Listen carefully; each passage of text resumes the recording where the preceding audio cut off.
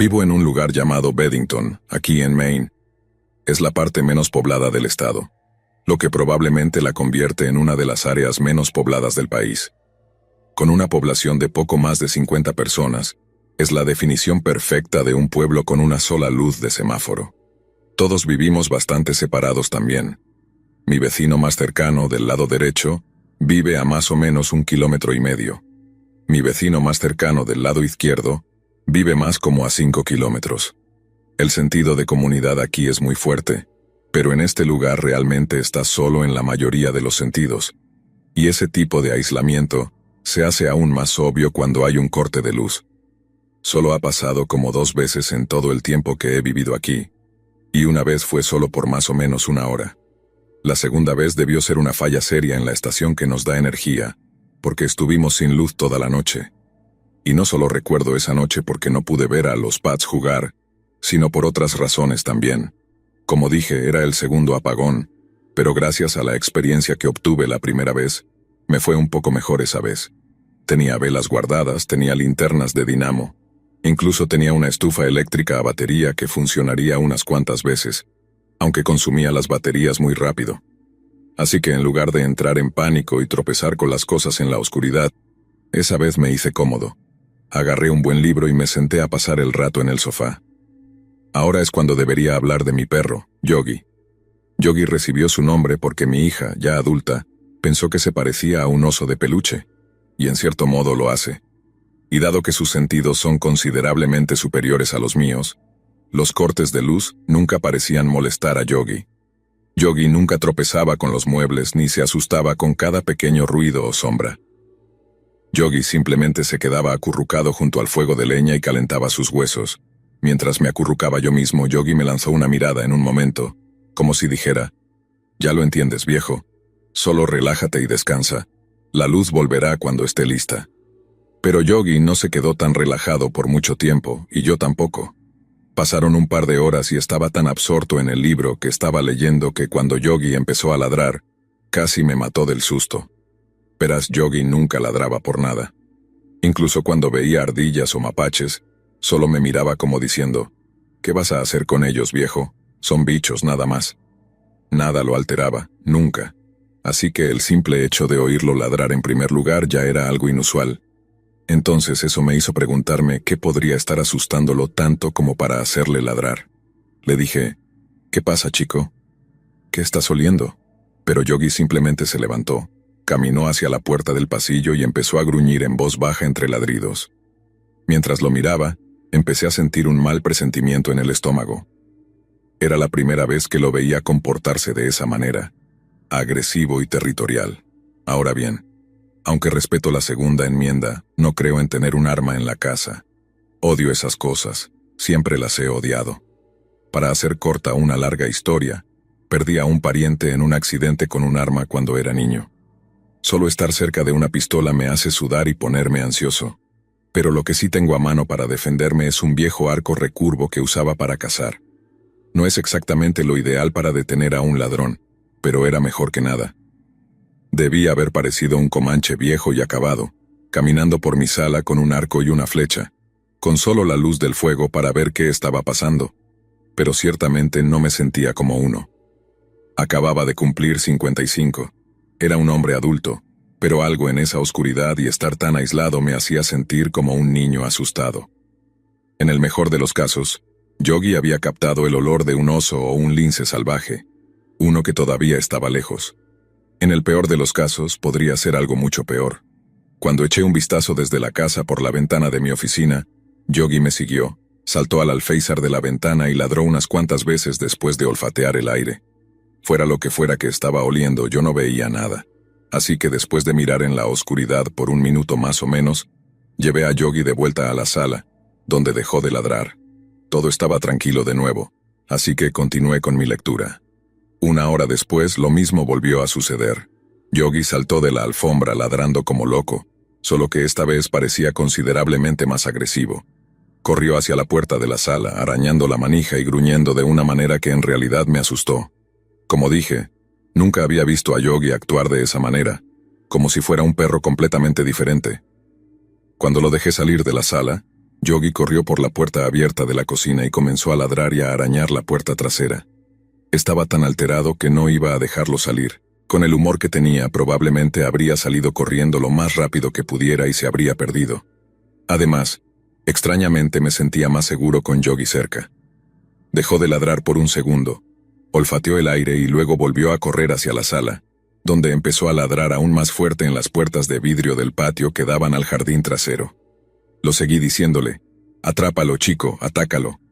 Pero cuando vislumbré las puertas corredizas de vidrio, juraría que vi algo moverse en las sombras afuera. No podría decirte que vi, fue solo un destello de movimiento, pero fue lo suficientemente obvio como para que agarrara el arco recurvo que había apoyado contra el sofá. Estaba tan asustado que apenas podía alinear la flecha con la cuerda. Yogi estaba completamente descontrolado en ese momento, actuando como si estuviera a punto de romper las ventanas de vidrio y perseguir lo que olía. Como dije, podría haber sido solo la forma en que la luz del fuego se reflejaba en el vidrio, pero no estaba dispuesto a arriesgarme a que hubiera algo ahí afuera. Entonces, de repente, Yogi dejó de ladrar de nuevo. Pensé que era porque había perdido el rastro o algo así, porque se cayó por completo y dejó de arañar el vidrio de las puertas traseras. Pero luego hizo la cosa más extraña. Se alejó de las puertas, se paró frente a mí temblando sobre sus 4 patas y se hizo pis justo ahí en la alfombra. No hacía algo así desde que era un cachorro. Yogi estaba completamente entrenado para no hacer sus necesidades en la casa. Definitivamente no era por miedo a algún oso negro. Yogi ha estado en la misma zona que esos desde que era un cachorro y, a menos que haya visto uno, no puedo imaginar que se asustara de esa manera. Pero el hecho es que los animales como los perros han sido conocidos por orinarse cuando hay un depredador mucho más grande cerca. Solo que no puedo imaginar cuán más grande habría sido para que Yogi olvidara su entrenamiento. Después de eso, casi estuvo completamente en silencio, solo ocasionalmente gimoteando mientras yo me quedaba de pie con la linterna, esperando que el oso negro más grande de todos viniera a romper mis ventanas. Al menos esperaba que fuera solo un oso negro. Entiendo a esos animales, pero no entendía en absoluto lo que estaba pasando durante ese apagón, y casi me mató de miedo. Pero con mucho, la peor parte de la experiencia fue cuando en realidad escuché algo en el pequeño camino lateral de mi casa. Verás, hay un pequeño sendero de grava donde mi esposa solía cultivar vegetales, justo al costado de mi casa, y juro por lo más sagrado que escuché 2 crujidos distintos en la grava. Justo cuando estaba mirando hacia la oscuridad por 100ª vez, fue cuando empecé a gritar. «Sé que estás ahí y estoy armado ahora. Será mejor que te vayas». Escuché de nuevo y durante los siguientes minutos no hubo más que silencio. Y luego, justo cuando empecé a pensar que tal vez todo lo había imaginado, lo escuché de nuevo claro como el día, pasos en la grava. Esa vez estaba más cerca, y he escuchado a personas caminar por ese camino de grava cientos de veces a lo largo de los años. Así que te digo ahora mismo, lo que sea que estaba fuera de mi casa esa noche era mucho, mucho más grande que una persona. Si era un oso negro, debía haber sido el más grande de toda la costa este. Ahora, no estoy diciendo que no fuera un oso o algo así. Tal vez solo era un perro grande que se perdió y terminó paseando por mi jardín. Pero como dije, era grande, muy grande, y puedes apostar que estaba temblando como una hoja mientras escuchaba sus pasos alejándose más y más de mi propiedad. No escuché nada más durante el resto de la noche. Yogi no ladró otra vez, pero parecía que había tirado la toalla con esa línea de defensa de todos modos. No escuché nada afuera y, evidentemente, nada entró en la casa, porque si lo hubiera hecho estaría desvariando sobre ello. Es solo que me resulta surrealista que una de las experiencias más aterradoras de mi vida se parezca a una historia de fogata de segunda categoría. No me asusto fácilmente y lo que sucedió durante ese apagón me asustó hasta la médula. Solo espero que lo que sea que fuera, ya sea un oso o la bestia de Turner o algo completamente diferente, se mantenga bien alejado de mi propiedad en el futuro. Porque necesitaría mucho más que unas pocas flechas para derribar a una bestia tan grande como esa.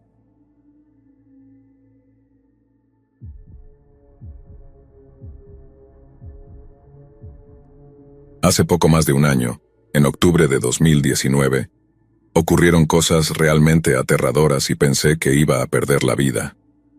Vivo con mi mamá en California, cerca de Sacramento, y la quiero muchísimo porque trabaja muy duro para cuidar de mí. Estoy mucho mejor ahora, pero hace un año no me encontraba nada bien y dependía de una mascarilla de oxígeno para respirar. No era una máscara facial ni nada por el estilo, era bastante discreta. Llevaba lo que se llama una cánula nasal, que es como un pequeño tubo de plástico transparente que va por la nariz. Al principio era bastante incómodo, pero te acostumbras con el tiempo.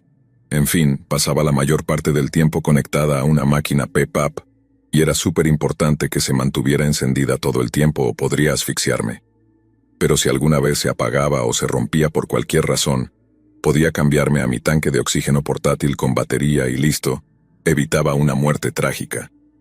El sistema era perfectamente seguro, o al menos eso me hicieron creer, porque lo que ese sistema no tiene en cuenta es que, de repente, PG&E puede decidir cortar la electricidad de mi casa.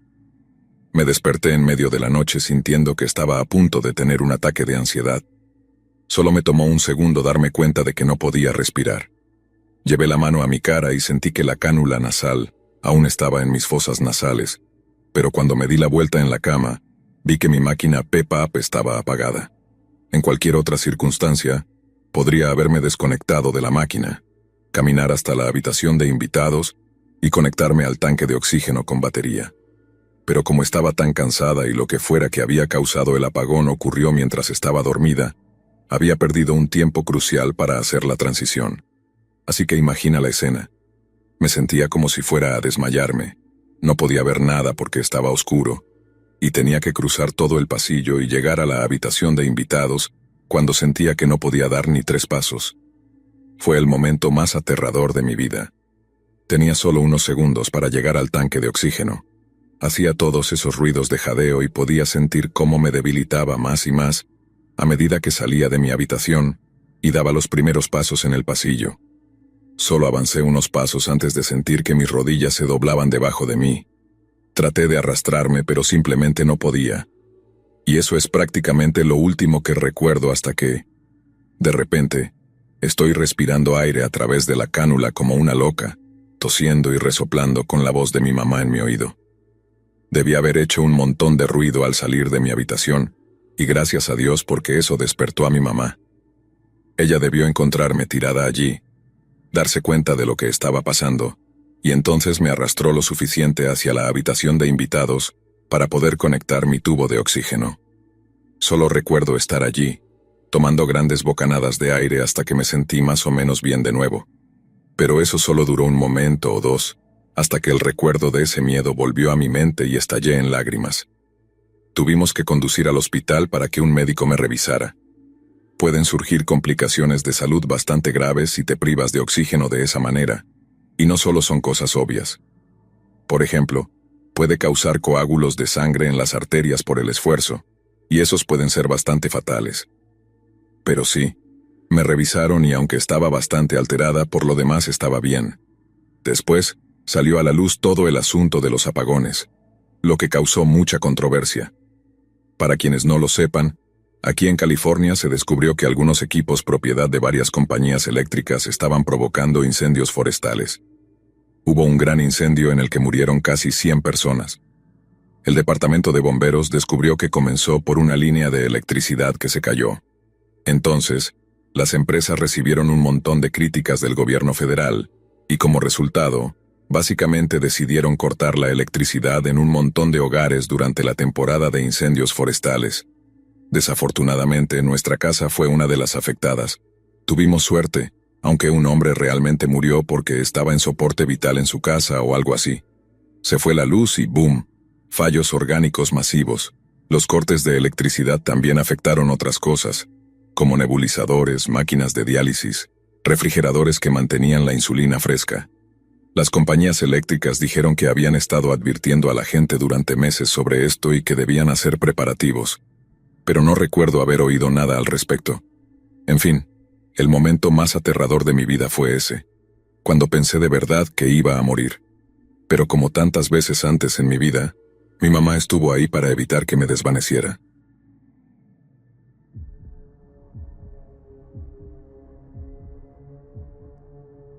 Cuando tenía unos 17 años, Me quedé después de la escuela con algunos amigos para usar la red LAN del colegio, para organizar una gran partida de Counter-Strike. Esto fue antes de que tuviera una conexión a Internet lo suficientemente decente, o una computadora lo suficientemente buena como para jugar en línea en casa. Así que te puedes imaginar lo increíble que fue para mí. Quiero decir, lo fue para todos. Y nos quedamos tan tarde que los conserjes tuvieron que empezar a apagar físicamente todas las computadoras y cortar la corriente para obligarnos a irnos. Como era noviembre, ya estaba oscuro cuando finalmente nos dirigimos a casa, y la única luz que me guiaba era el brillo de las lámparas de calle naranjas al costado del camino. Pero de repente, mientras caminaba por la vieja calle de medio kilómetro de largo donde solía vivir, todas las luces de la calle se apagaron de golpe. Fue tan alarmante que literalmente me detuvo en seco, y me encontré mirando a mi alrededor para notar que también se habían apagado todas las luces en las casas cercanas. La red eléctrica de la ciudad en la que vivo es bastante confiable, y era la primera vez que algo así ocurría, así que naturalmente me puse un poco nervioso. Intenté llamar a un amigo para ver si en su barrio también se había cortado la luz, pero mi teléfono no funcionaba. Solo seguía recibiendo esa voz robótica que decía: «Su llamada no pudo ser conectada, por favor cuelgue e intente de nuevo». Así que no había teléfonos, no había luz, mis padres aún no habían llegado a casa, y tenía una voz en el fondo de mi cabeza que decía que la Tercera Guerra Mundial estaba a punto de comenzar. Estaba demasiado ansioso como para quedarme en casa en la oscuridad, tanto literal como figurativamente, así que salí a la calle y comencé a caminar hacia la casa de mi amigo, el mismo al que había tratado de llamar. Otras personas también habían salido de sus casas.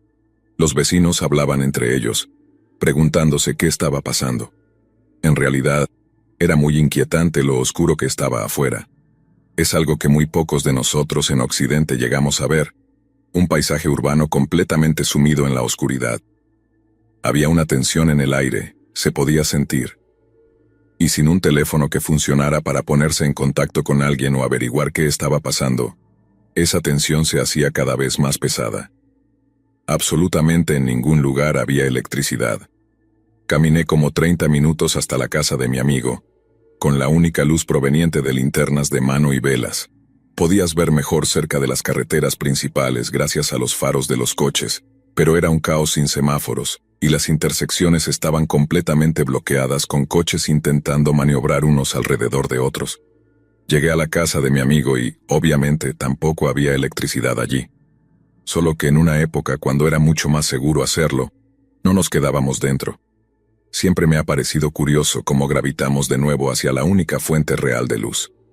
Prácticamente todo el mundo lo hizo también, y en el transcurso de caminar arriba y abajo por las carreteras principales llenas de coches, simplemente nos topamos con el resto de nuestro grupo de amigos. Lo que comenzó como una experiencia bastante inquietante, se transformó en algo supremamente emocionante. No teníamos ni idea de cuándo volvería la electricidad, o por qué se había ido en primer lugar, y después de unas horas de casi total oscuridad, incluso los adultos a nuestro alrededor comenzaron a preguntarse abiertamente si volvería en algún momento. Las cosas empezaron a adquirir un aire distintivamente apocalíptico, pero éramos adolescentes y estábamos juntos. Teníamos ese aire juvenil de invencibilidad que nos hacía pensar que podíamos enfrentar cualquier cosa. En realidad, era bastante eufórico. Pero esa sensación no iba a durar. Verás, no éramos las únicas personas que detectaron un toque de tensión en el aire, y donde otros veían caos potencial y peligro, otros vieron una oportunidad. La primera señal de esto llegó cuando vimos a 3 chicos salir corriendo de una tienda de esquina, seguidos rápidamente por el dueño que les gritaba que había llamado a la policía. Obviamente, habían aprovechado la oscuridad para robarle, y esa fue la primera vez que realmente nos dimos cuenta de lo vulnerables que todos estábamos en un momento así. Sin electricidad no había luz, pero tampoco había sistemas de alarma, ni cámaras de seguridad.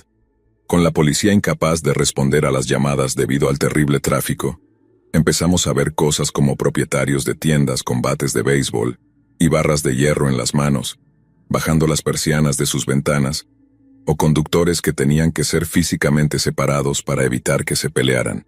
Era una situación mala, y fue imprudente de nuestra parte quedarnos por si algo se ponía particularmente tenso. Así que mis amigos y yo decidimos retirarnos al aparcamiento de una escuela primaria donde solíamos patinar, uno que estaba escondido cerca del río y rodeado de árboles. Quizás si no hubiera sido por el apagón, habríamos entendido por qué esa podría ser una mala idea. Pero ya fuera por la oscuridad total o simplemente por esta falta general de conciencia, no teníamos idea de lo que estaba por venir, y Dios mío, cómo desearía que lo hubiéramos sabido. Estábamos dando vueltas en el aparcamiento que normalmente estaba iluminado por unas cuantas farolas, pero obviamente esa noche estaba casi completamente a oscuras. La única luz venía de la luna o de nuestras pantallas de teléfono, que en el año 2005 no eran particularmente brillantes. Literalmente cualquier cosa podría haberse acercado sigilosamente si era lo suficientemente silenciosa. No teníamos absolutamente ninguna conciencia espacial, lo que hizo que los eventos que siguieron fueran aún más aterradores. Primero uno de nosotros dice algo como, ¿escuchaste eso? Todos nos quedamos quietos, escuchando lo que nuestro amigo había oído, pero solo había silencio. Un poco más tarde, esto vuelve a suceder, y esa vez nuestro aparentemente paranoico amigo estaba convencido de que había oído algo en los árboles cercanos, pero simplemente descartamos sus miedos como un intento de broma. Así que cuando uno de nosotros fue agarrado por alguien que intentaba ponerlo en una llave de estrangulamiento, todos pensamos que era otro de nosotros bromeando. Y nunca olvidaré el miedo en el aire cuando de repente nos dimos cuenta de que ya no estábamos solos, que quien había hecho la llave era un completo extraño que debió materializarse de la nada. Uno de nosotros intentó apartar al desconocido de nuestro amigo, pero parecía que lo tiraban al suelo por una fuerza invisible. Era horriblemente confuso de dónde venían estas personas y por qué lo estaban haciendo seguía siendo un completo misterio, pero sabía algo con certeza: estábamos bajo ataque. Ni siquiera estoy seguro de lo que sucedió después. Estoy bastante seguro de que éramos superados en número, porque recuerdo al menos a 2 personas pateándome después de que un puñetazo me tiró al suelo. Parecía durar una eternidad también, y solo se detuvo cuando escuché 2 voces cerca de mí diciendo algo como: «Oh, creo que está muerto, ¿qué? No se está moviendo, creo. Creo que se ha muerto, hombre. Vámonos de aquí». Entonces las patadas se detienen, escucho pasos apresurados, y de repente todo está en silencio. Tal vez debería haber sentido algo de alivio al saber que el ataque había terminado, pero las palabras de ese tipo solo retumbaban en mi cabeza. Se ha muerto. Miro hacia arriba, después de haberme encogido en el suelo protegiéndome la cabeza con los brazos, y veo a algunas figuras oscuras arrastrándose o cojeando hacia otra figura oscura que yacía inmóvil en el concreto. Ese fue uno de los peores momentos de mi vida, pensando que estaba viendo el cadáver de uno de mis amigos más cercanos. Pero afortunadamente, no estaba muerto. No estaba exactamente bien, pero no estaba muerto. Debió haber recibido un golpe bastante fuerte, porque quedó completamente inconsciente, como uno de esos knockouts malos en los que la persona está aturdida cuando despierta. Aún era muy preocupante, pero, Dios, el puro alivio que sentí cuando se movió y gimió por primera vez. Ninguno de nosotros estaba demasiado malherido, solo algunos ojos morados y labios partidos. Y a pesar de que estábamos preocupados de que el tipo que quedó inconsciente pudiera haber tenido una conmoción cerebral, no se quejó de sentir náuseas o mareos durante los siguientes días. Al final todos cojeamos hasta casa, esperando que la electricidad no volviera para no tener que ir a la escuela al día siguiente con ojos morados y costras en los labios. Pero la electricidad sí volvió, así que ni siquiera conseguimos ese día libre. Mi mayor lección de la noche del apagón no fue tanto lo horrible que fue ser emboscado de esa manera. Fue algo mucho más aterrador. Vi con mis propios ojos cómo los frágiles hilos que sostienen a la sociedad no necesitan mucha presión antes de que empiecen a estirarse hasta el punto de romperse. Y todo lo que hace falta es un pequeño corte de luz antes de que todos sintamos esa presión. Pero algunos sienten algo más también, y para algunos, la oscuridad saca un deseo depredador y primitivo de cazar y victimizar a las mismas personas a las que llamamos vecinos. Y es a ese tipo de personas, los monstruos con trajes de carne humana, a quienes caímos víctimas esa noche.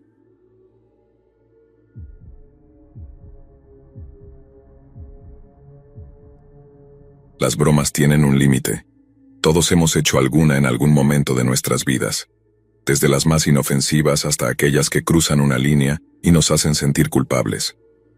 A veces jugamos con fuego, sin darnos cuenta de que estamos empujando demasiado, y la delgada línea entre lo gracioso y lo peligroso se desvanece. Es fácil reírse y creer que nada malo sucederá, hasta que sucede. Las consecuencias de una broma mal pensada pueden ser devastadoras, y en algunos casos, irreversibles. Esta es la historia de cómo una broma salió mal, muy mal. Recuerdo perfectamente esa época, aunque han pasado muchos años. Era más joven, quizás con menos sentido de responsabilidad que ahora, y vivía en un pequeño pueblo donde todos se conocían. Sabes, en los pueblos pequeños no hay mucho que hacer, así que cualquier cosa, por más insignificante que sea, se convierte en un gran evento. Y en esa monotonía, las bromas entre amigos a veces eran la manera de pasar el tiempo. Pero esta broma en particular, nunca debió haber sucedido. Todo comenzó con Ernesto. Todos en el pueblo lo conocían. Era de esos tipos que siempre estaban buscando cómo llamar la atención, cómo ser el centro de todo. Era divertido, carismático, pero también un poco imprudente. Ernesto no era el tipo de persona que se detenía a pensar en las consecuencias de sus acciones. Siempre estaba buscando la próxima gran cosa para impresionar a sus amigos, y esa búsqueda de aprobación lo llevó por caminos peligrosos. Recuerdo que fue en una calurosa tarde de verano cuando todo comenzó. Ernesto, junto a 3 de sus amigos, estaban planeando su próxima gran broma. No era la primera vez que hacían algo así, pero esta vez tenían en mente algo diferente, algo más grande, algo que haría que todo el pueblo hablara de ellos durante semanas. Ernesto había tenido una idea. Quería cortar la electricidad de toda la cuadra e incluso más allá, solo por diversión. No era solo apagar las luces de una casa o hacer alguna travesura menor.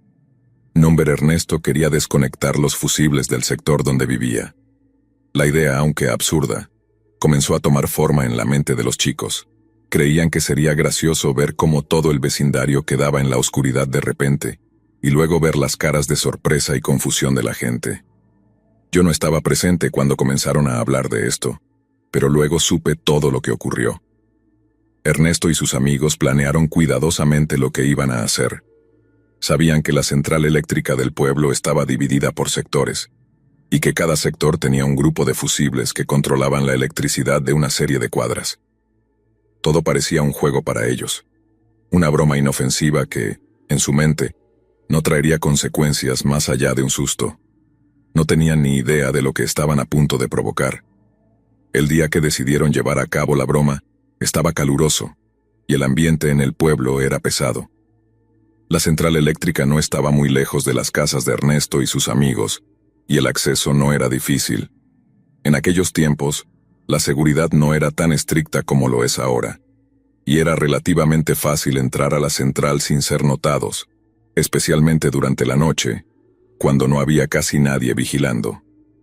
Cuando llegaron a la central, el plan era simple: abrir el panel de fusibles del sector de sus casas y desconectar algunos cables. No habían pensado en las consecuencias ni en la magnitud del peligro al que se estaban enfrentando. No tenían equipo de protección, ni guantes, ni conocimiento real de cómo funcionaba el sistema. Solo tenían la idea vaga de que desconectar los cables provocaría un apagón temporal en su barrio, lo cual en su cabeza era motivo suficiente para hacerlo. Fue en ese momento que todo comenzó a ir mal. Ernesto fue el primero en acercarse a los cables. Los chicos estaban nerviosos, pero emocionados al mismo tiempo. Ninguno de ellos tenía la más mínima noción de lo que estaban a punto de hacer. Ernesto, siendo el líder de este pequeño grupo, tomó la iniciativa. Abrió el panel con un destornillador, lo cual no fue difícil. Lo que no sabían era que esos cables estaban bajo una tensión increíblemente alta.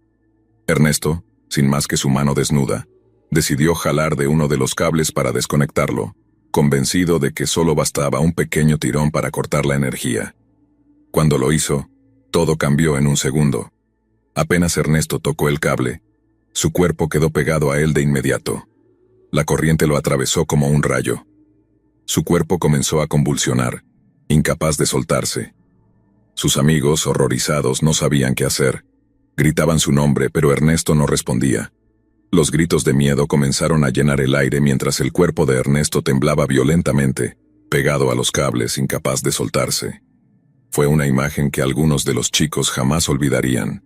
Una escena que se quedaría grabada en sus mentes para siempre. Uno de los amigos de Ernesto, en su desesperación por ayudarlo, tomó una decisión que sellaría el destino de todos ellos. Pensó que lo mejor sería echarle agua para intentar despegarlo del cable. Y lo hizo.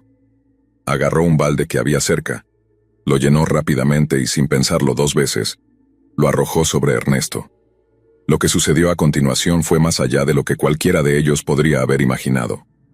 El agua, en lugar de ayudar, provocó una explosión instantánea. El contacto del agua con la electricidad creó una chispa que, en un segundo, se convirtió en una bola de fuego que envolvió a Ernesto y a los chicos que estaban cerca de él. La explosión fue tan violenta que se escuchó en varias cuadras a la redonda, y de inmediato un incendio comenzó a propagarse por la central. El fuego consumía todo a su paso, mientras el aire se llenaba con el sonido de las sirenas y los gritos. La explosión no solo había dañado a Ernesto, sino también a sus amigos. Uno de ellos fue lanzado varios metros hacia atrás por la fuerza de la explosión, mientras los otros quedaron atrapados en medio de las llamas. La situación, que comenzó como una broma, se había convertido en una pesadilla infernal de la que no había escapatoria.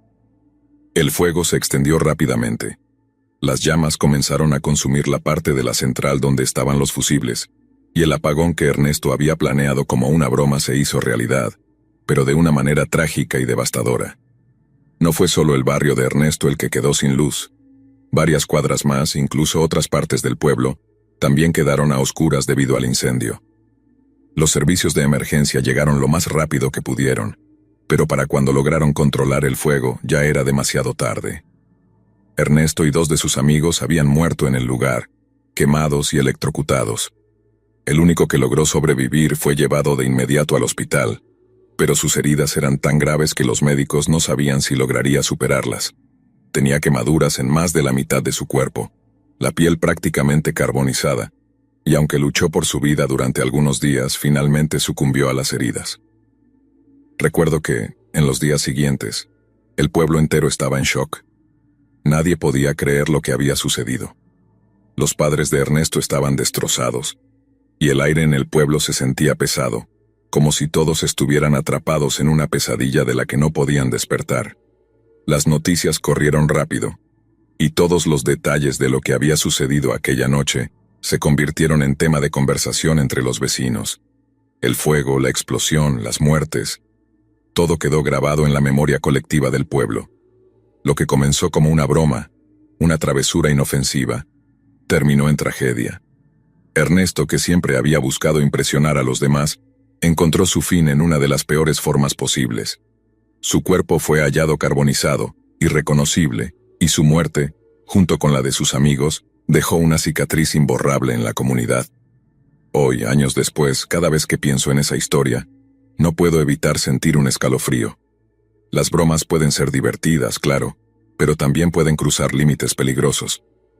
Y a veces, esos límites no se hacen evidentes hasta que es demasiado tarde.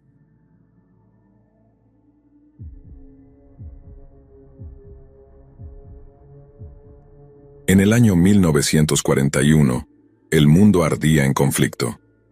La Segunda Guerra Mundial estaba alcanzando su punto álgido, y por primera vez en la historia humana, los combatientes llevaban la muerte a las poblaciones civiles de sus enemigos desde el aire. Alas aéreas, a veces compuestas por más de 1000 aviones de guerra, lanzaban cientos de miles de kilos de explosivos de alto poder durante la noche, reduciendo ciudades a escombros y matando a miles de civiles desarmados.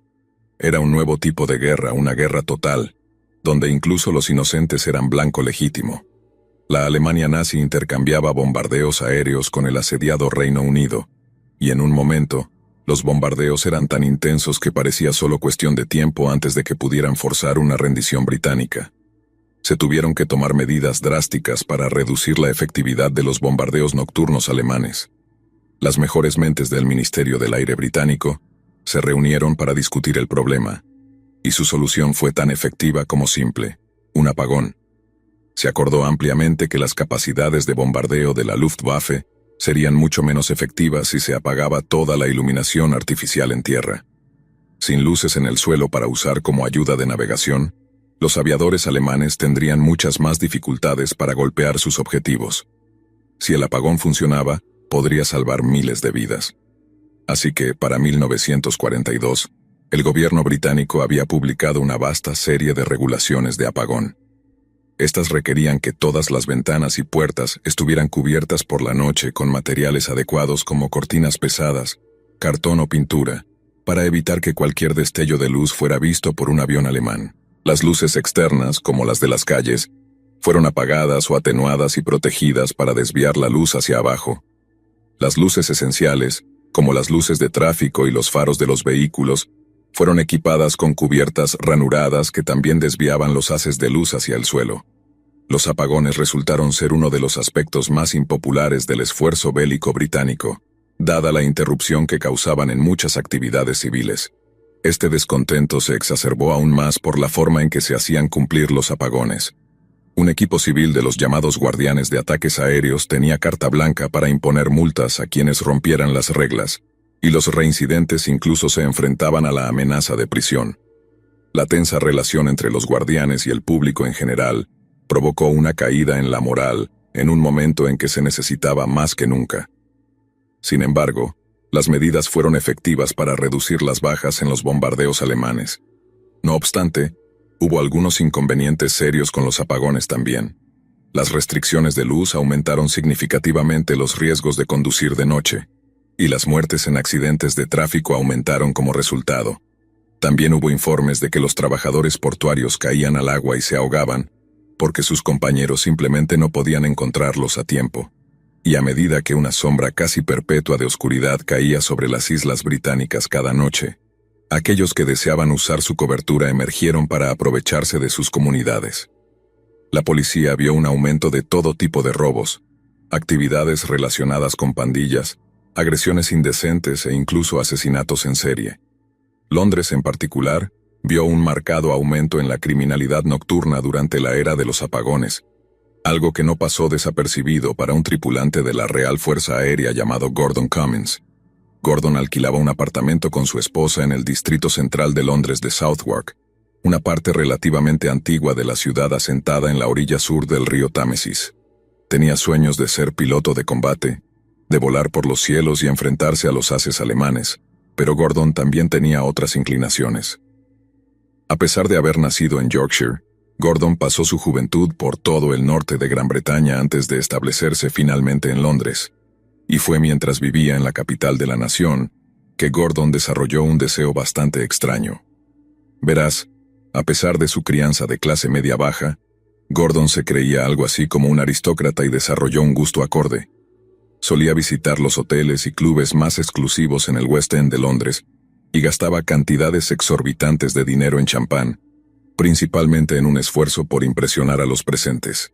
Una vez que captaba su atención, Gordon inventaba historias sobre ser el hijo ilegítimo de algún viejo y adinerado lord, uno que, además, recibía una generosa asignación. Comenzó a modificar su áspero acento de Yorkshire por el de un miembro bien hablado de la alta sociedad londinense, presentándose como el honorable Gordon Cummins a quienes se codeaban con él. Sin embargo, para sostener este estilo de vida, Gordon a menudo recurría al robo o la malversación de fondos para financiar su elaborada farsa. Le decía a la gente que pronto sería un piloto de combate, una profesión muy admirada en ese momento, pero esto también era una mentira. La vida de Gordon era una completa farsa, y a medida que la guerra avanzaba, la oscuridad en el exterior parecía fomentar una oscuridad interior también, una que se desbordó en la primavera de 1942, convirtiendo las calles oscuras de Londres en un campo de caza. La noche del domingo 8 de febrero de 1942, Gordon Cummins cenó con su esposa Marjorie en su apartamento en Southwark. Durante la cena, le pidió si le podía prestar un billete de 1 libra, ya que quería salir a pasar la noche. Marjorie accedió, entregándole el dinero a su esposo militar y deseándole una buena velada. Para ella, Gordon era un héroe que servía a su país en tiempos de guerra. No le importaba que no estuviera mucho en casa o que fuera distante cuando lo estaba. Después de todo, estaba ocupado ayudando a luchar contra los alemanes. Es natural que una esposa tan amorosa le prestara un poco de dinero a su esposo. Y si hubiera sabido lo que Gordon tenía planeado para los próximos días, si hubiera podido ver dentro de él y vislumbrar el tipo de maldad que estaba a punto de florecer en su corazón, definitivamente no habría estado tan dispuesta. Y sin embargo lo hizo. Gordon agradeció a su esposa y salió del apartamento alrededor de las 6:30 de la tarde. Marjorie habría sonreído y saludado sin saber del terror que su esposo estaba a punto de desatar. A la mañana siguiente, un hombre llamado Harold Butcher realizaba sus controles diarios de los refugios antiaéreos locales. Se aseguraba de que estuvieran en condiciones de soportar los bombardeos alemanes y de que no hubiera nadie durmiendo en ellos por la mañana, ya que a menudo eran frecuentados por borrachos y vagabundos. Pero durante la inspección de un refugio en Montague Place, vio la silueta de una mujer tendida en el suelo. Intentó despertarla, pero no respondió. Fue entonces cuando notó la bufanda que estaba envuelta alrededor de su rostro, y cómo su ropa interior había sido bajada hasta sus rodillas. Se arrodilló para tomar la mano de la mujer, solo para descubrir que estaba fría. La mujer era una farmacéutica llamada Evelyn Hamilton, y le habían estrangulado la vida en su cumpleaños número 41. Su bolso fue encontrado cerca, pero había sido completamente vaciado de sus pertenencias, presumiblemente por la persona que la había matado. La policía esperaba encontrar las huellas dactilares del culpable en el bolso, pero lo encontraron completamente desprovisto de cualquier evidencia forense. La única pista que tenían era el informe del forense que indicaba que el asesino era zurdo, y a menos que el asesino volviera a atacar y proporcionara más pistas, probablemente nunca lo atraparían. Pero como dice el dicho, cuidado con lo que deseas porque podrías obtenerlo. Porque el 10 de febrero, la mañana después de que se encontrara el cuerpo de Evelyn Hamilton, 2 trabajadores eléctricos llegaron a una casa en el número 153 de Wardour Street, en Soho, para realizar algunas reparaciones. Nadie respondió a la puerta, pero dado que el trabajo era esencial, los 2 electricistas se dejaron entrar en la casa, que no estaba cerrada con llave, y comenzaron a realizar sus tareas. Por alguna razón, uno de los trabajadores tuvo que ir al dormitorio principal para revisar unos cables, pero cuando entró en la habitación, soltó un grito de horror ante la escena que lo recibió. Tendida en la cama estaba el cadáver sin vida de Evelyn Otley, de 34 años. Había sangre alrededor de su boca y nariz, producto de una brutal golpiza, todo antes de que su asesino le cortara la garganta de oreja a oreja.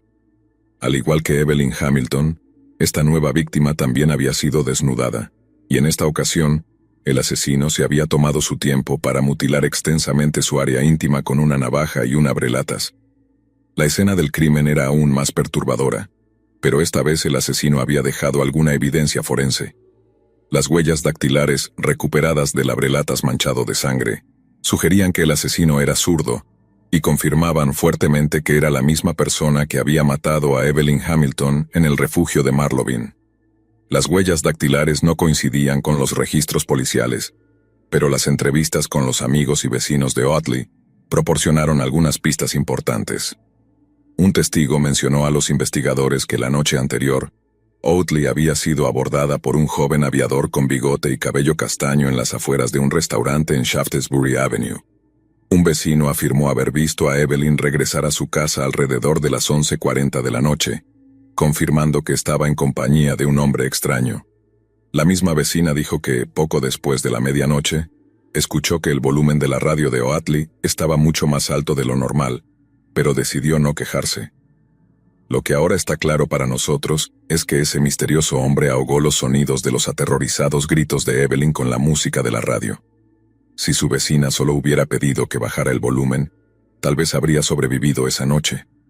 Pero incluso mientras la policía estaba ocupada investigando a la última víctima del asesino zurdo, él ya estaba planeando una nueva cacería.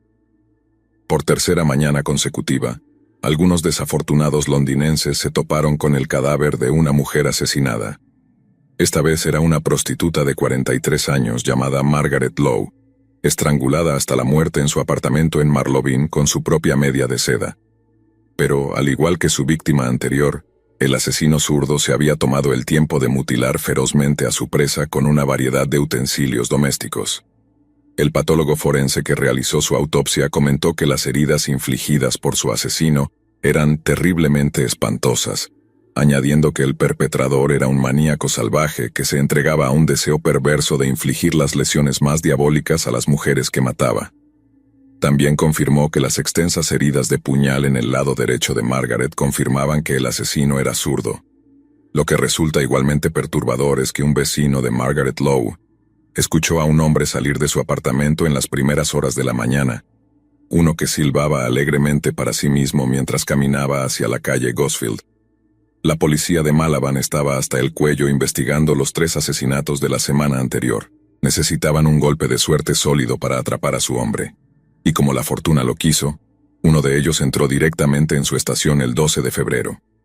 Catherine Molokai declaró que había estado bebiendo con un apuesto hombre de la Real Fuerza Aérea en un pub local, y que había accedido a llevarlo de vuelta a su apartamento. Más tarde, afirmó que una extraña sonrisa apareció en el rostro del hombre cuando ella se quitó la ropa, se tumbó en su cama y lo invitó a unirse. El hombre se quitó la ropa y se acercó a Catherine de una manera que al principio parecía afectuosa, pero para su horror, le clavó las rodillas en el estómago e intentó estrangularla, mientras inmovilizaba su cuerpo con su propio peso. Catherine luchó contra su atacante pateándolo en el estómago y logrando liberarse de su agarre. Luego salió corriendo, gritando, de su piso hacia la casa de un vecino antes de apresurarse a la estación de policía para presentar una denuncia. Catherine dio a la policía una descripción física detallada de su atacante, algo que necesitaban desesperadamente. Pero Catherine también trajo consigo otro golpe de suerte notable, uno de los objetos de su atacante.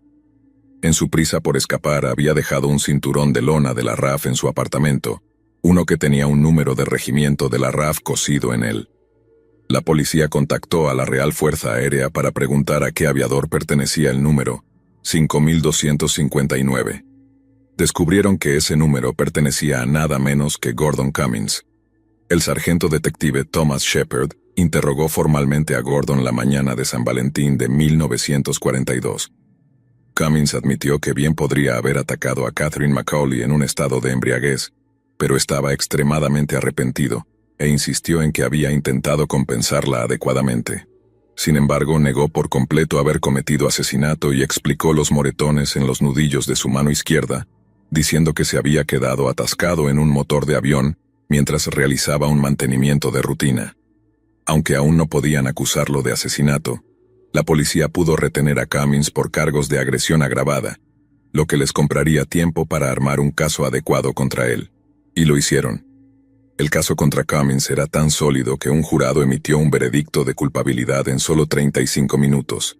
Cada uno evitó hacer contacto visual con Cummins mientras regresaban a la sala del tribunal, y él no mostró emoción alguna cuando se leyó el veredicto en voz alta. La esposa de Gordon, sin embargo, quien también creía que era inocente, estalló en lágrimas desgarradoras cuando su esposo fue declarado culpable. Cuando se le preguntó si tenía alguna razón legal o causa por la cual el tribunal no debía imponer la pena de muerte, Cummins respondió: «Porque soy completamente inocente, señor». Pero el juez no estaba convencido, y entonces se le impuso formalmente la sentencia de muerte por ahorcamiento. Al imponer esta sentencia, el juez declaró: «Gordon Frederick Cummins, después de un juicio justo, ha sido declarado culpable, y en un cargo de asesinato, como sabes, solo hay una sentencia que la ley me permite pronunciar, y esa es que seas llevado de este lugar a una prisión legal, y de allí a un lugar de ejecución, y que allí serás ahorcado por el cuello hasta que estés muerto. Que Dios tenga misericordia de tu alma». Gordon Cummins fue ejecutado por Albert Pierpoint en la prisión de Wandsworth el 25 de junio de 1942.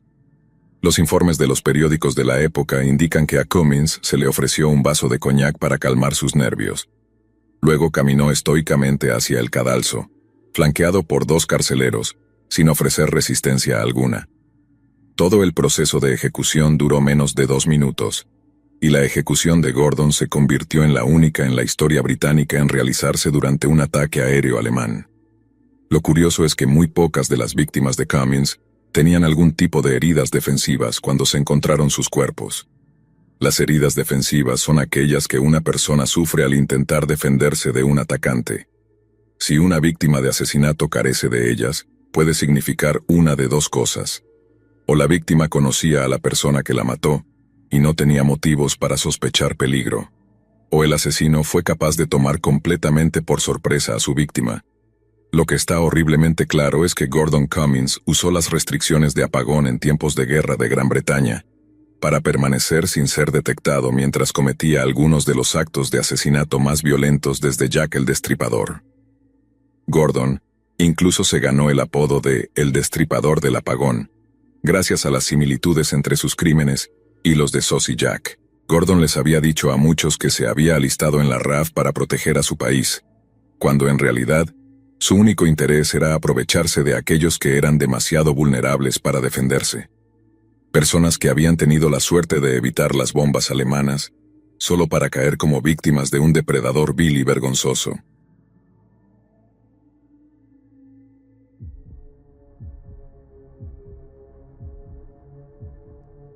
Recuerdo el día en que el huracán Ike golpeó Texas. Era una noche de viernes, el 12 de septiembre de 2008. Yo tenía 12 años en ese momento, y mi mamá y mi papá estaban sentados frente al televisor viendo cómo Ike se acercaba cada vez más a nuestra casa en Houston.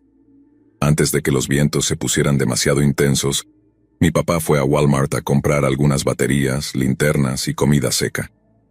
Yo estaba sola con mi mamá viendo los reportes del clima, y recuerdo haberme asustado muchísimo. El meteorólogo dijo que la tormenta tenía 725 kilómetros de ancho, y eso era lo más grande que había escuchado en mi vida. Así que, naturalmente, empecé a pensar que sería el fin del mundo. Mi mamá me calmó y me dijo que estaríamos bien, pero no estaba del todo convencida. Para las 6 de la tarde, los vientos ya tenían una velocidad de 65 kilómetros por hora. Era bastante intenso, pero definitivamente no lo suficiente como para causar daños serios, salvo a las ramas de los árboles. Mi papá regresó de Walmart, descargó el auto y luego siguió viendo las noticias con mi mamá. Había un programa en el Canal 11 donde la gente llamaba para preguntar qué tipo de daños podían esperar, y por lo que recuerdo, el presentador estaba haciendo todo lo posible por mantener la calma de todos, mientras también trataba de preparar a las personas para lo que obviamente sería una tormenta bastante fuerte. 1 o 2 horas después, el viento comenzó a aullar en la ventana trasera. Mi papá usó un colchón viejo para cubrirla, y luego reforzó el colchón con el sofá de su dormitorio. Mamá y papá me enviaron a la cama alrededor de las 10 de esa noche, y en realidad intenté dormir, pero el viento aullaba constantemente y las ráfagas comenzaron a ser más frecuentes, así que no había forma de que lograra descansar. Alrededor de las 11:30 de la noche, las luces del pasillo afuera de mi habitación empezaron a parpadear. Corrí al armario en la habitación de mis papás, y pronto me acompañó mi hermana pequeña, pero empezamos a llorar cuando mamá no quiso meterse en el armario. No era tanto que no quisiera meterse en el armario, era que estaba aterrada y no sabía qué hacer. Mi hermana y yo lo notamos casi de inmediato y, en poco tiempo, también estábamos aterradas. Recuerdo que tratamos de calmarla, pero otra fuerte ráfaga sopló y el garaje de abajo comenzó a retumbar. A las 12:30 de la mañana perdimos la electricidad, y los vientos se hicieron más fuertes, pero no lo suficiente como para ahogar el sonido de los gritos de mi hermana y míos cuando pensamos que íbamos a ser arrastradas. Estar a oscuras hacía que todo fuera infinitamente más aterrador, por razones obvias, y nunca había escuchado al viento hacer esos ruidos antes. Sonaba como un tren un minuto y al siguiente como un lobo aullando. Los vientos probablemente estaban entre 112 y 129 kilómetros por hora en ese momento. El agua caía del techo como las cataratas del Niágara. Los enormes pinos se doblaban en ángulos de 45 grados con las ramas rompiéndose. Mamá cerró la puerta y finalmente se refugió en el armario. En un momento estaba llorando, y esa vez nos tocó a nosotras decirle que todo estaría bien. A la 1:30 de la madrugada, la ventana trasera se rompió y empezaron a entrar lluvia y vidrios. Yo encendí una linterna para que mi papá pudiera ver mientras agarraba unas bolsas de basura para cubrir el televisor y la computadora en su habitación. Escuché escombros golpeando el edificio y el viento era ensordecedor. Los vientos superaban los 120 kilómetros por hora en ese momento. Toda la noche el viento rugía. Pasamos entre 10 y 12 horas en el armario, hasta el mediodía del sábado. Afuera era un desastre. Había tejas esparcidas por el suelo y ramas y ramitas por todas partes. El viejo par de zapatos de mi papá seguía al lado de la puerta y el patio estaba aún peor. Los pinos estaban partidos por la mitad, y varios árboles enteros estaban caídos en el suelo. Ambos estábamos aterrados y lloré, pero mamá me aseguró que habíamos sobrevivido y que estábamos bien. Para la tarde del domingo se restauró la electricidad y comenzamos a enterarnos de la verdadera devastación que Ike había causado en el estado. Agradecí que no hubiéramos perdido nuestra casa ni nuestras vidas para el caso. Algunas áreas a lo largo de la costa quedaron destrozadas o arrasadas por la marejada ciclónica. Ver los destrozos me dio escalofríos, pero me mostró el verdadero poder de estos ciclones. Sé que no es una típica historia de terror, pero los ciclones tropicales no son algo con lo que se deba jugar. Es una historia que le contaré a mis hijos algún día.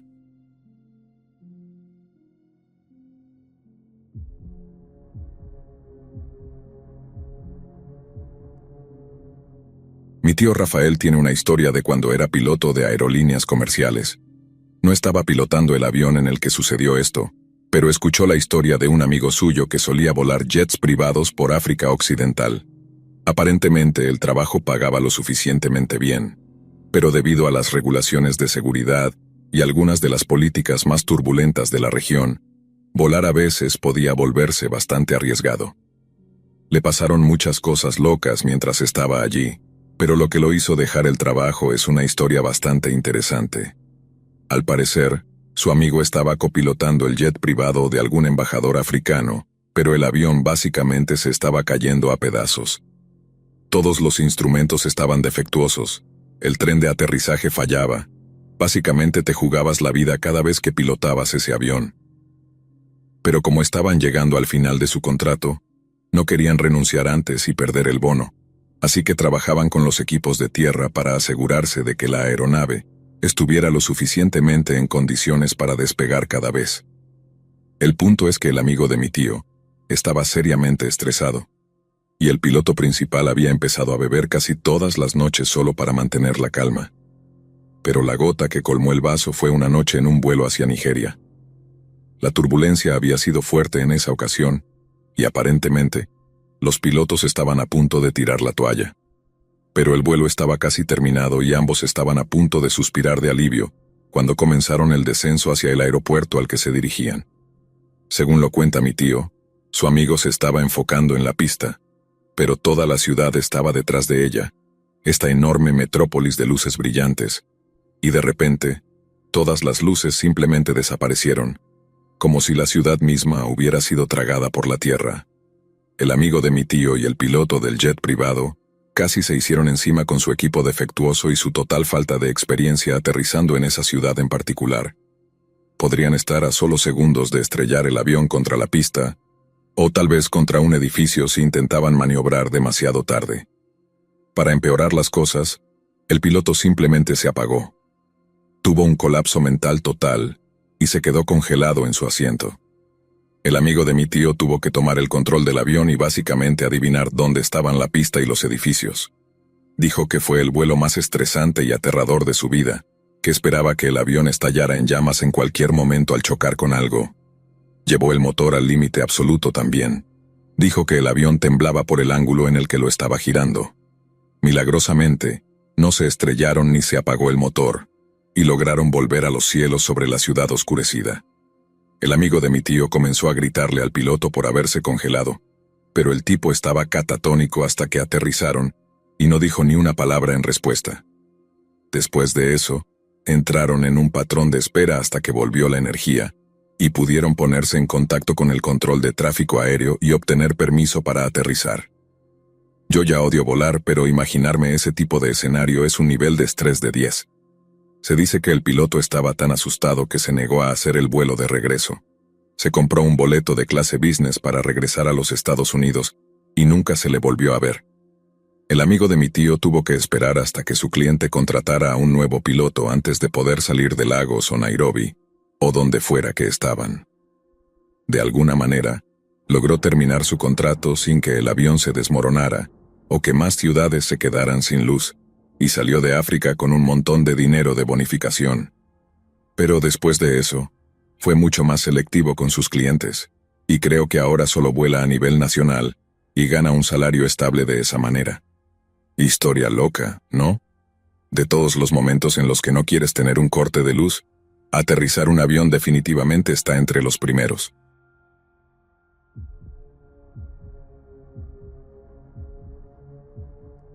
Hace varios años mi abuela me contó una historia que, aunque no es sobre fantasmas ni criaturas sobrenaturales, siempre me ha dejado una sensación de inquietud muy profunda.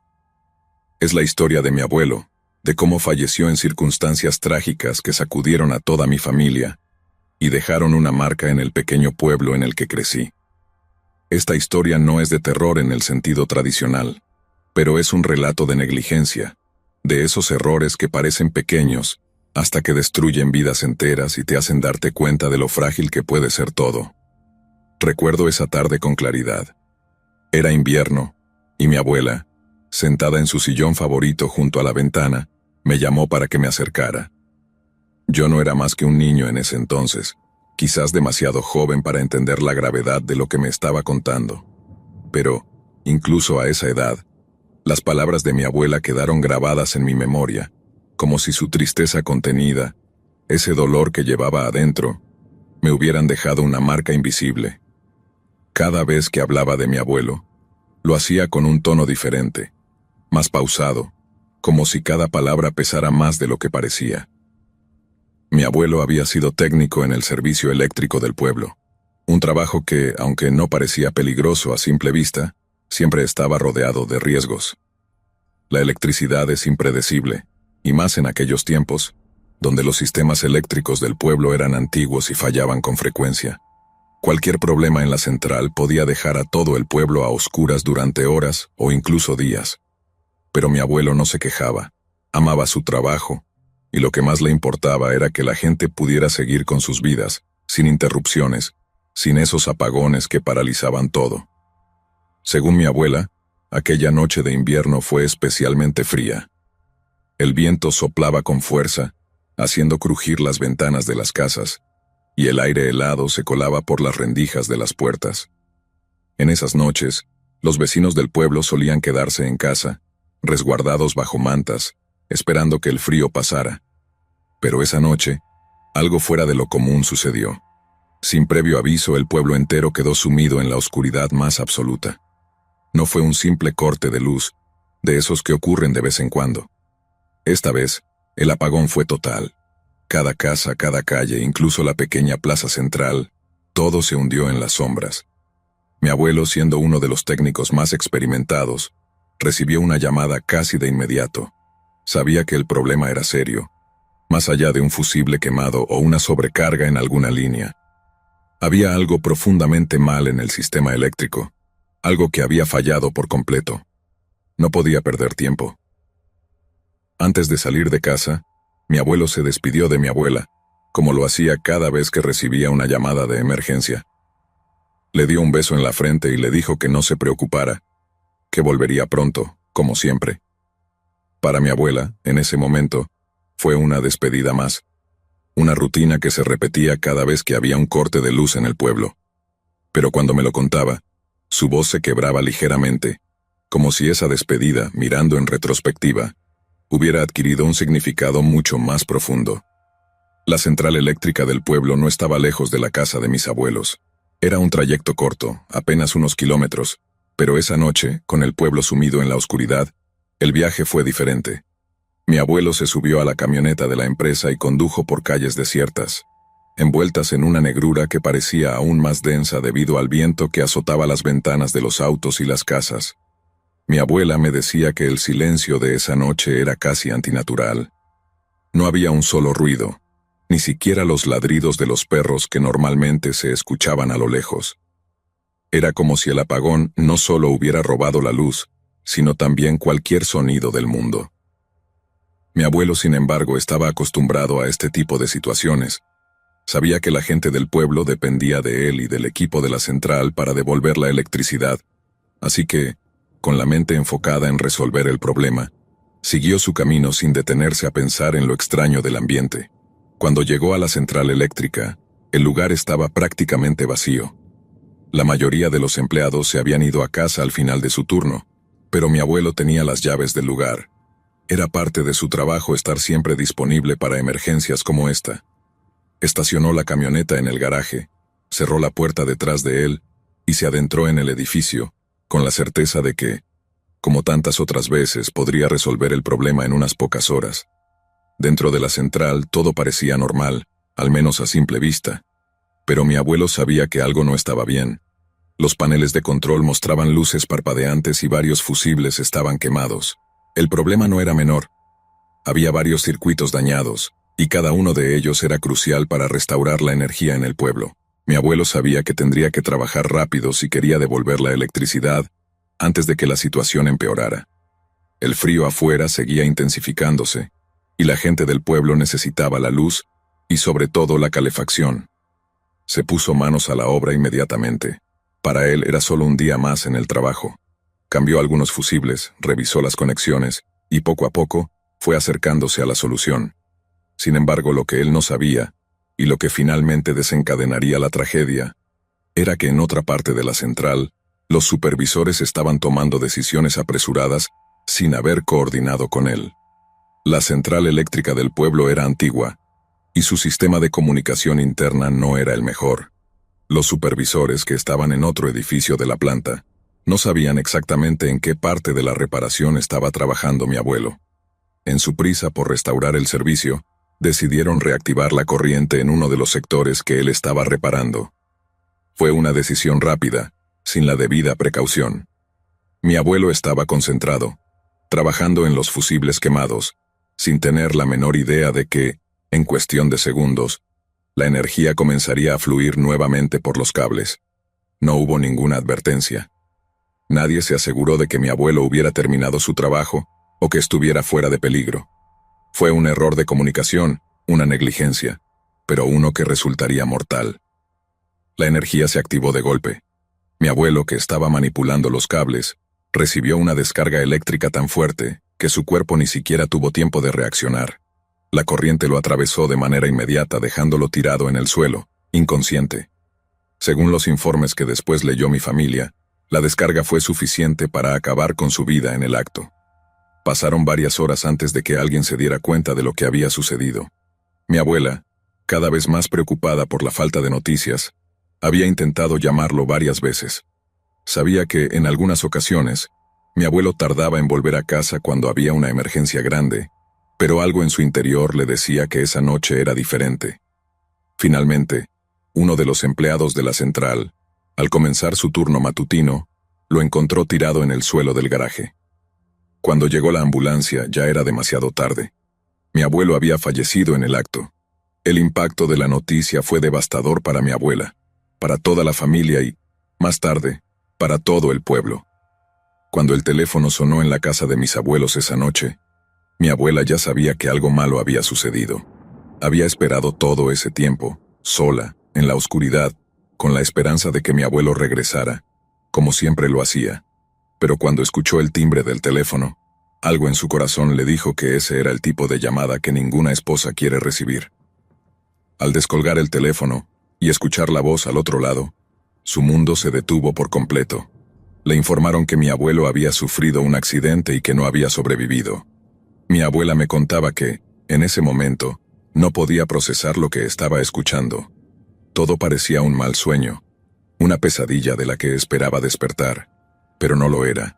La última vez que lo había visto él le había prometido que volvería pronto, que no se preocupara. Pero esa promesa nunca se cumplió. La noticia de su muerte se extendió rápidamente por el pueblo. Mi abuelo era un hombre querido, alguien que había dedicado toda su vida a servir a la comunidad. Todos sabían quién era y lo respetaban profundamente. Por eso, cuando se supo que había muerto en circunstancias tan trágicas, el pueblo entero quedó conmocionado. Para mi abuela la pérdida fue devastadora. Había compartido toda una vida con mi abuelo y ahora, en cuestión de horas, se había quedado sola. La casa que compartían, que alguna vez estuvo llena de vida, ahora se sentía vacía, silenciosa, y el dolor de la pérdida era tan profundo que apenas podía respirar. La muerte de mi abuelo no fue simplemente un accidente. Fue el resultado de una negligencia grave por parte de la central eléctrica. Los supervisores que habían dado la orden de reactivar la energía sin asegurarse de que mi abuelo estuviera a salvo, eran los responsables directos de lo ocurrido. Mi familia sabía que no podían quedarse de brazos cruzados después de lo que había pasado. El proceso legal fue largo y doloroso. Mi familia decidió demandar a la empresa eléctrica, buscando justicia por la pérdida de mi abuelo. Sabían que ninguna cantidad de dinero podría devolverle la vida, pero no podían permitir que una tragedia como esa quedara impune. El juicio se prolongó durante meses, y cada día que pasaba, el dolor de la pérdida seguía siendo tan intenso como el primer día. Finalmente, después de un largo proceso, la justicia estuvo de nuestro lado. La empresa eléctrica fue condenada a pagar una indemnización de más de 5 millones de pesos, una suma significativa para la época. Además, algunos de los supervisores responsables de la negligencia fueron encarcelados. Aunque la sentencia trajo algo de alivio, la verdad es que nada podía sanar completamente el dolor de haber perdido a alguien tan querido de una manera tan trágica. Con el tiempo el pueblo siguió adelante, pero la historia de mi abuelo nunca se olvidó. Aún hoy mucha gente lo recuerda por lo que pasó aquella noche. Su muerte no fue en vano. Fue una lección dolorosa sobre la importancia de la responsabilidad en el trabajo y el costo de los errores, que a veces parecen insignificantes, pero que tienen consecuencias devastadoras. Mi abuela sigue viviendo en la misma casa donde construyeron su vida juntos. Cada vez que la visito, inevitablemente hablamos de él. Algunas veces me cuenta historias de los buenos momentos que compartieron, de cómo mi abuelo siempre encontraba la manera de hacerla reír, incluso en los días más oscuros. Pero otras veces, simplemente se queda en silencio, mirando por la ventana, recordando. El dolor sigue ahí, siempre presente, como una cicatriz que nunca desaparece por completo. Pero con el tiempo, mi abuela ha aprendido a vivir con él.